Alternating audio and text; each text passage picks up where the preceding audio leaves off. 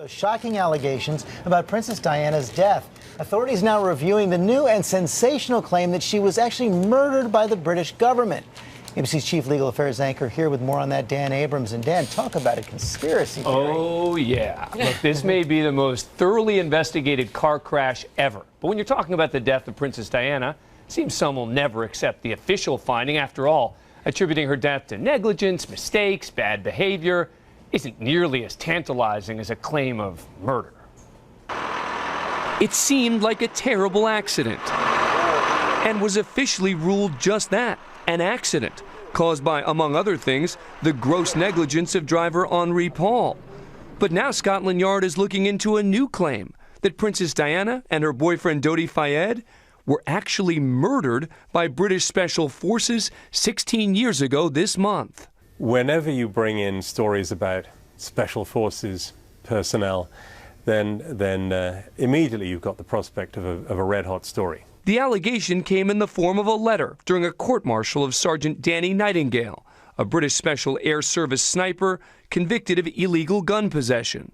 The letter alleged that a fellow Special Ops soldier told his wife their unit orchestrated the princess's death and cover-up. They had a team of people over there on motorbikes designing, planning the whole operation, waiting with cars, etc. So the car would be driven down at speed, driven by motorbikes to get them at high speed, driven into the tunnel, and the strobe light then would be used to disorientate Henri Paul so he'd lose control of the car. A new book said to be published next week by author Alan Power also claims the British government had Diana killed because they saw her as a threat. The security services and the monarchy, the establishment realized there's a big danger looming. Power alleges the princess was pregnant and planning on marrying Fayed and possibly preparing to leak embarrassing information about the prince.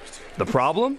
In 2008, after 6 months of reviewing every piece of evidence during a formal inquest into Diana's death, no evidence was found that she was pregnant or engaged or, of course, murdered. There was no conspiracy to murder any occupants of that car. Buckingham Palace has not commented on the allegations, and Scotland Yard is choosing its words carefully, saying that this is not a reinvestigation, but that they are just scoping the new allegation.